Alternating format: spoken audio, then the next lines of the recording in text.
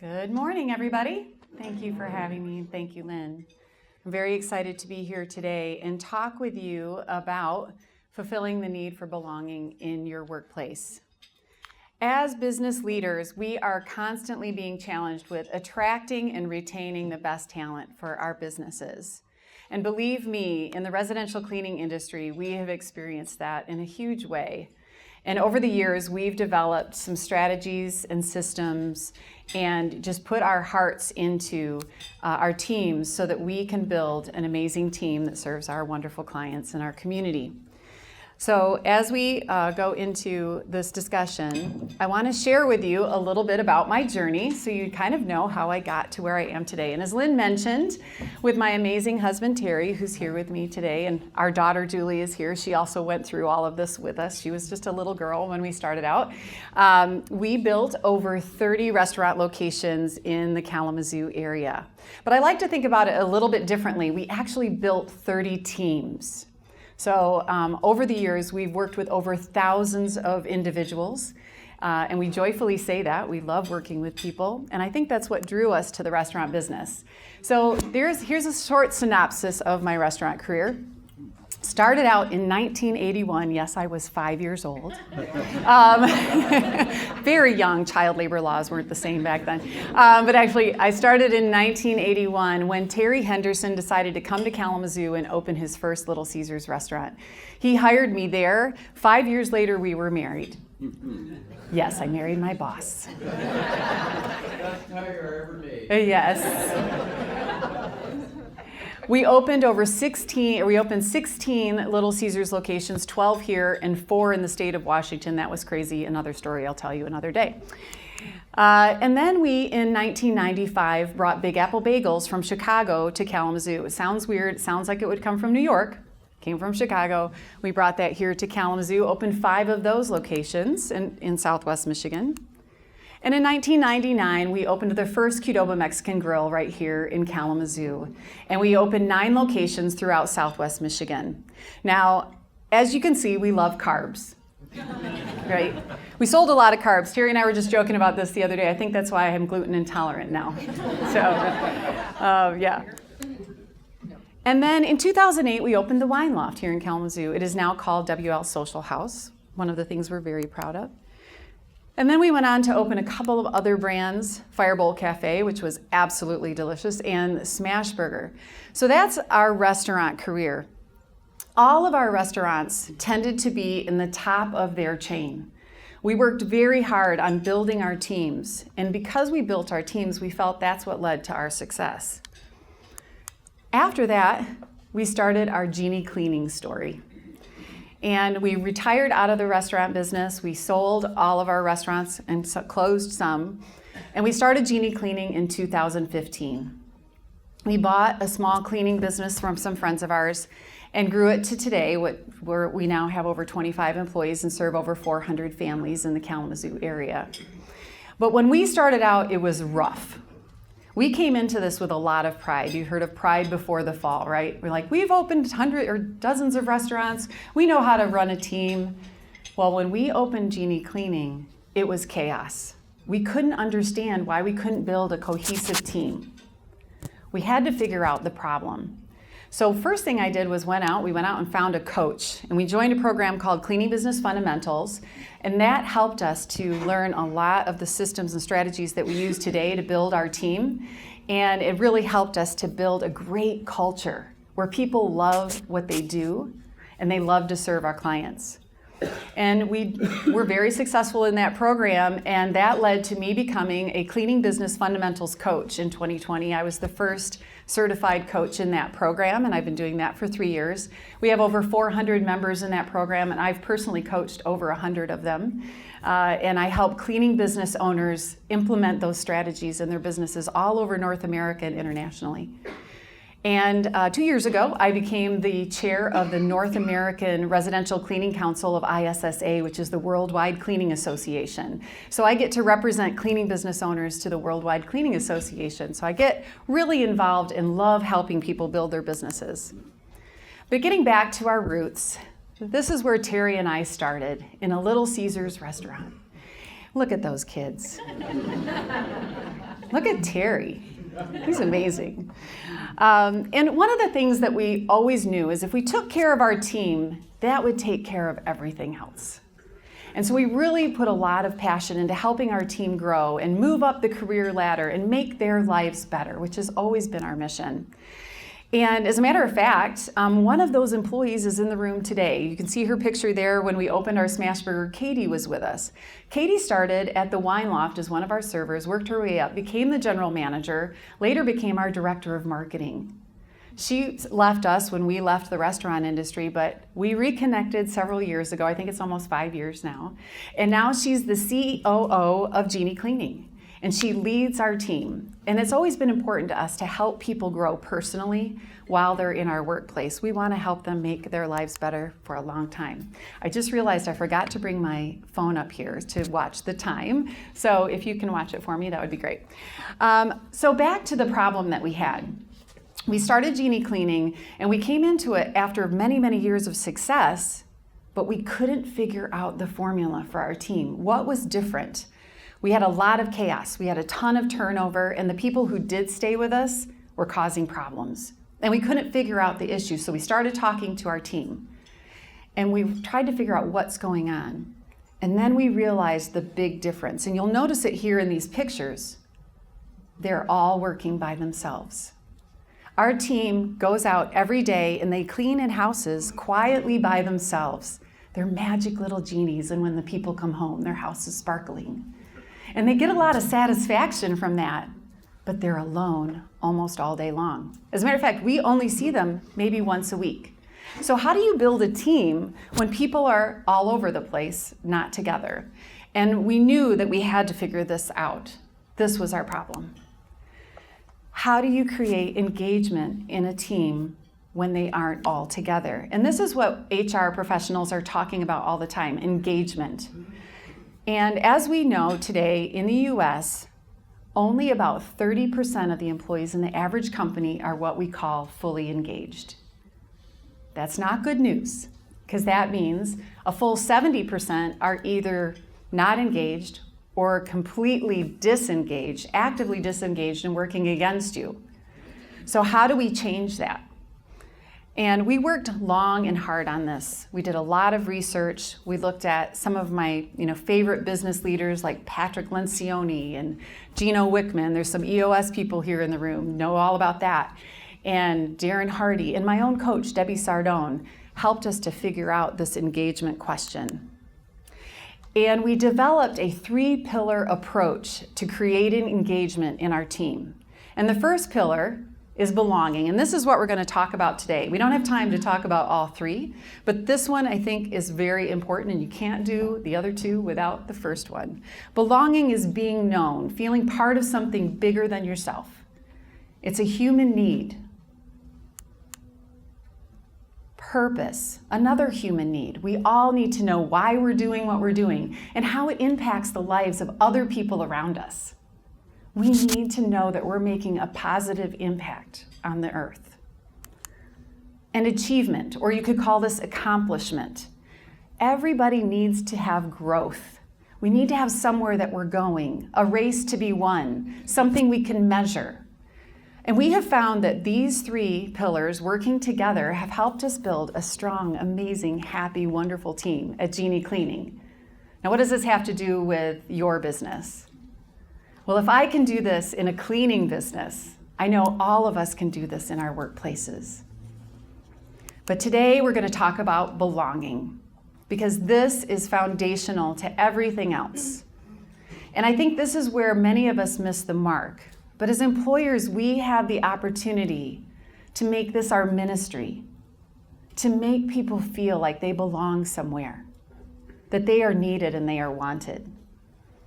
Now, I'm a huggy person. You may have seen me. I have hugged several of you today. And I'm not proposing that you go out and hug and touch your people. But people want to feel like they're being hugged. And we can give them that feeling of being needed and wanted and part of something more. So let's start with the workplace. What does it look like? 81,396 hours.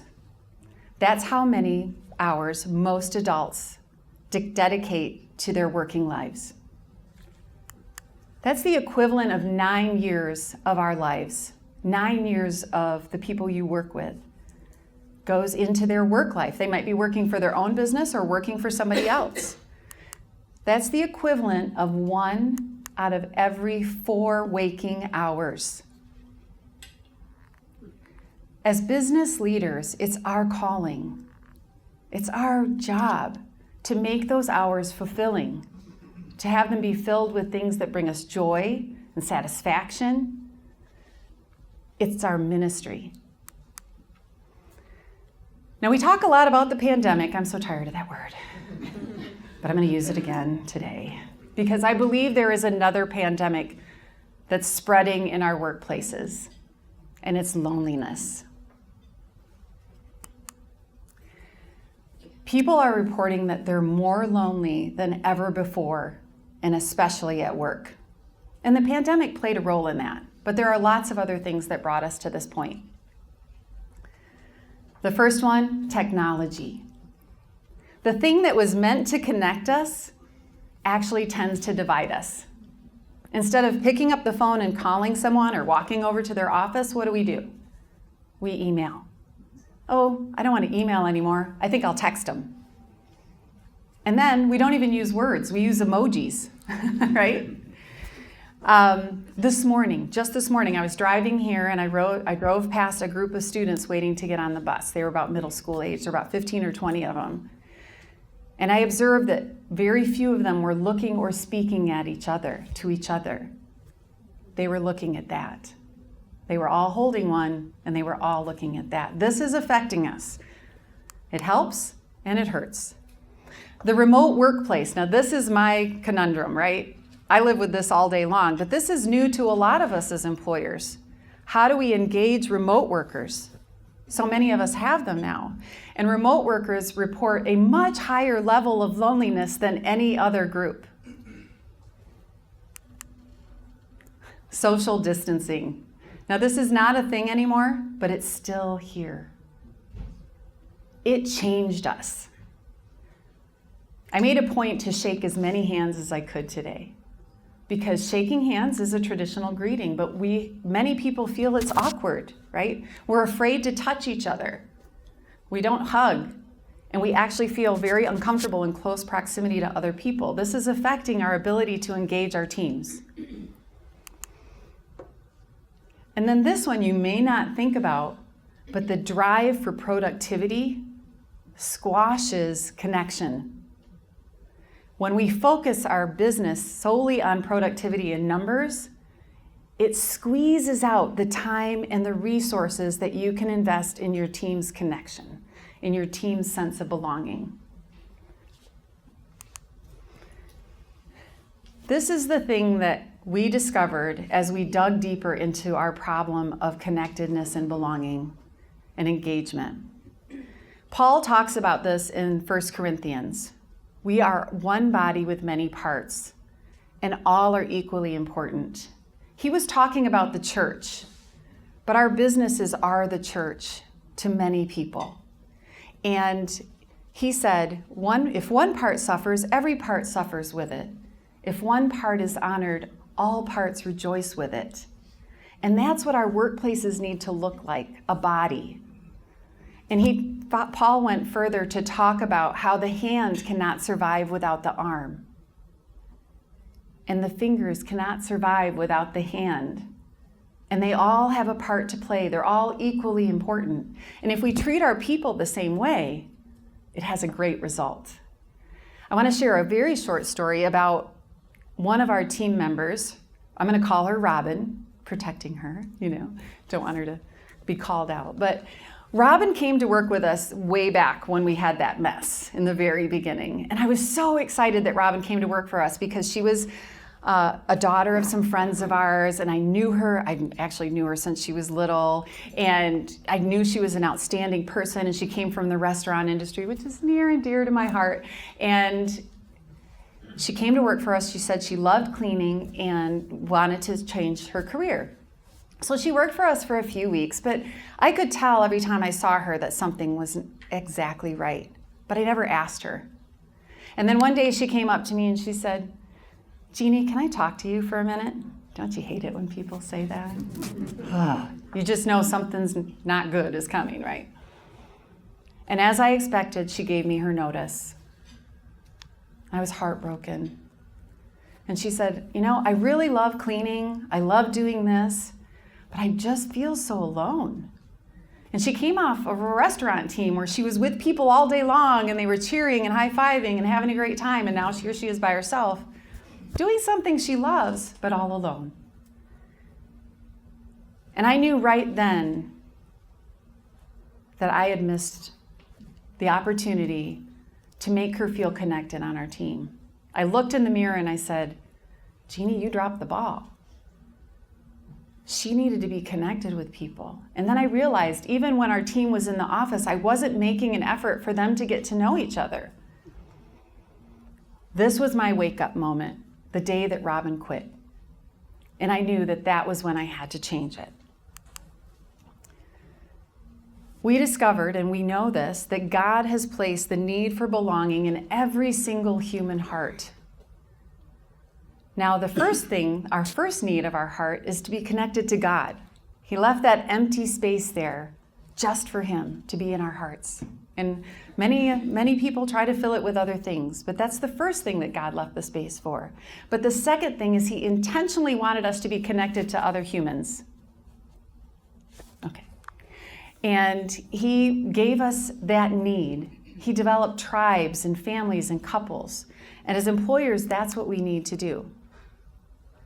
People are reporting that they have fewer friends at work. 3 out of 5 say they have fewer friends than 5 years ago. And those people who have fewer friends are more likely to quit. They're job searching, and they quit at a rate of 39% higher than other people. One thing that's great to know is that people would trade compensation for more workplace connection. That means that people will turn down a job offer with a higher rate of pay if they have friends at work. So I'm going to go through this quickly. We're running a little tight today. But there are 4 elements of belonging that we use at Jeannie Cleaning that I want to share with you. And I think you can apply them in some form in your workplace. The first one is being known. Everyone has the need to be known by others, and they want to know others.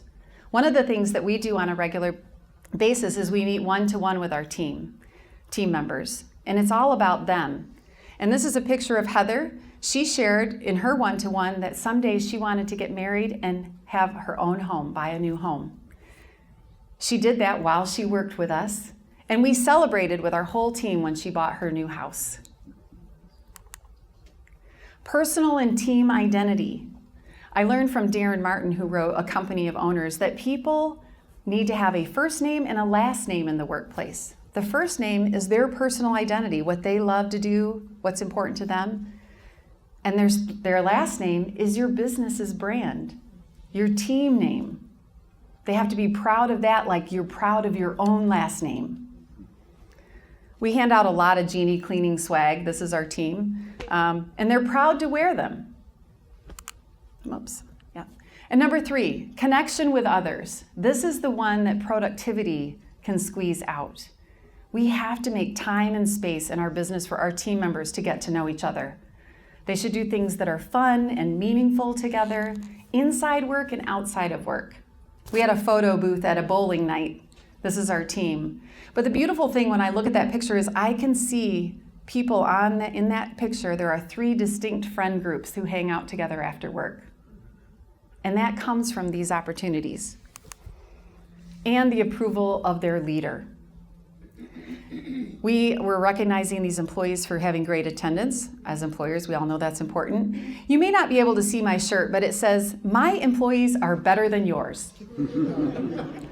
Now, I'm not saying that as an affront to you. I wear that shirt because it says to my team that I'm super proud of them.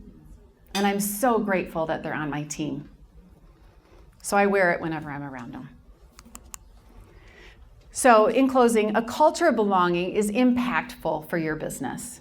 There's no doubt about it. People will rate their employers 32% higher when they have a sense of belonging. They're 14 times more likely to vote them as a best place to work. And they're 25% more likely to recommend to another friend to work there. We just had that happen this week. We just onboarded a new employee that was referred by another employee. At Genie Cleaning, these are our results. Since we started this way back with Robin, back when Robin worked with us, we have more than doubled what we can accomplish per employee within our business.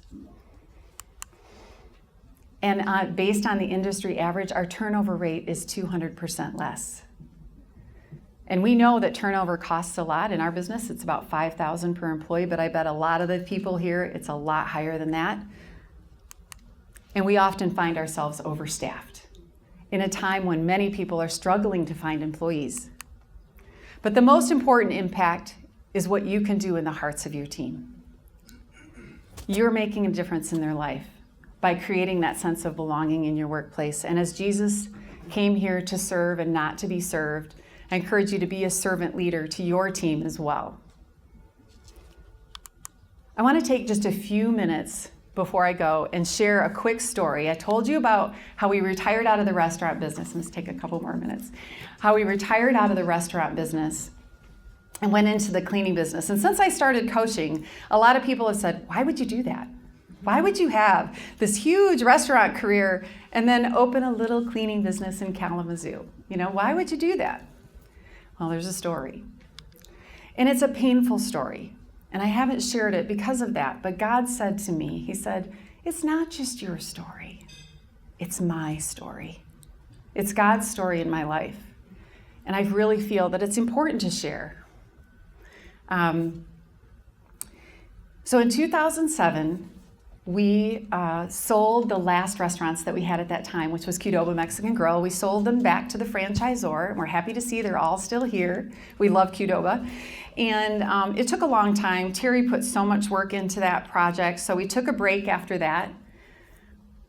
And we had a wonderful life. We had more time freedom, more financial freedom than we had ever had. It was fantastic. But we still had the restaurant bug. We still wanted to build more restaurants. We loved it. So we committed to build 10 to 12 more restaurants in the Kalamazoo, Southwest Michigan area under two brands, the Wine Loft and Spicy Pickle. So we started building these restaurants. We had 2 restaurants open, and they were doing gangbusters. We were having all kinds of fun. It was a great business. And then suddenly, as we were building our second restaurant, the world came crashing down around us. Spicy Pickle, our Spicy Pickle, had been breached by credit card hackers through a glitch in our cash register system. They stole every credit card number of every card we ever processed, and they were selling them all over the world. Most people had not heard of identity theft at that time, so it was big news. The banks didn't know what to do, so they started shutting everyone's bank accounts down right before the Christmas shopping season. Suddenly, we were all over the news, not the news that we wanted to be on. Not only us personally, but our businesses. Customers lost trust, and they just stopped coming. Even though we had fixed everything in our business, we probably had the safest credit card system after that, nobody would come. We were pouring thousands and thousands of dollars and trying to save these businesses. Meanwhile, it's 2008. The market starts crashing. We're pouring all of our money into the business, and all of our investments and assets start to lose value. We were caught in a perfect storm. We fought and we fought, but we just finally gave up. We closed our Spicy Pickles and we sold the Wine Loft. It's really hard to deal with that loss, and it's a sad story, but it's a beautiful story because God shined his light brightly in that moment in our lives. He reached out his hand to us, and he guided us through that entire storm. He placed wise counsel into our lives through our pastor and our attorney. He uplifted us by the prayers of family, friends, and relatives and our church family. Like he says in Isaiah, "Do not fear, for I am with you. I will strengthen you and help you, and I will uphold you with my righteous right hand." And oh, did we feel it at that moment. I found strength that I never thought I could ever have in those moments. And it has such a big part to play in who I am today and how I can help other people. And in 2015, God still had great plans for us. And our friends asked us to help them sell their business, but instead we bought it, and it became Genie Cleaning. Now, this was Terry's idea, and I told him he's absolutely nuts. We don't know anything about the cleaning business, and I am not cleaning toilets. Well, I'll tell you what, I cleaned thousands of them in the beginning, and I'm glad I did. Got really good at that. And since then, we've grown from 3 employees to over 25. And we love our team, and we all work together every day to make lives better. And it's just so fulfilling to see what God can do to give us a great future. The life and business we have today is because of the work that God has done in our life, and because he sent his son Jesus to live and die for us so that we could have this life and have it abundantly. And I pray this for everyone here, everyone in my family, everyone on my team. But fortunately, it doesn't take losing everything to find God, because he's pursuing every one of us every single day. And all we have to do is reach out our hand. So thank you very much for listening today. Thank you to CBRT for having me here today. I really enjoyed sharing with you.